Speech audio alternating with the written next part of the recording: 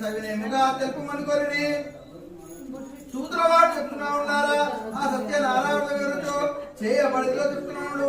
ఒకనొకప్పుడు బ్రాహ్మణుడు భక్తి శక్తులతో ఈ సత్య వ్రతం చేస్తుండెను. బంధువులు స్వజనులు వచ్చి ఆనందంతో వ్రతకథనిచుండ్రి. ఆ విధంగా బ్రాహ్మణుడు చేసుడుగా కట్టెలు అమ్ముకుని జీవించేవాడు కూడా వచ్చి కట్టెలక లోపల వచ్చి సత్యవ్రతం చూశాను. కట్టెల మూత్రం మీకు ఆకలి బ్రాహ్మణుడు చేసిన మహాత్మా మీరు చేసిన వ్రతమేమి ఈ వ్రతం చేసిన ఏమి ఫలితం వచ్చును దయతో విషయమను దయ నాకు తెలుపమని ప్రార్థించను. ఓయి సత్యనారాయణము ఈ వ్రతమును ఆచరించిన సకల కోరికలు సిద్ధించును సకల ఈశ్వరులు చెప్పను. ఆ బ్రాహ్మణుడు చెప్పగా కట్టెలమ్మ వాడు సంతోషించి దాగం తీసుకొని ప్రసాదం గ్రహించి భోజనం చేసిన పిమ్మట ఇంటికి వెళ్ళిపోయాను.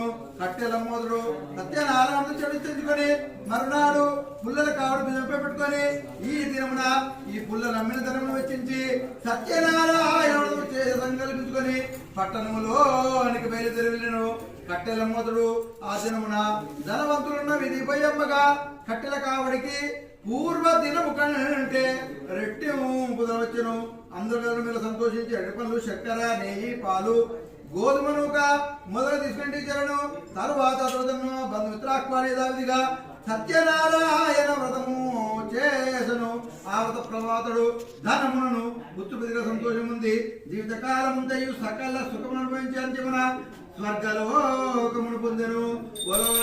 సహిత సత్యనారాయణ భగవానికి సార్వభౌమాయ మంగళము ఆనంద కర్పూర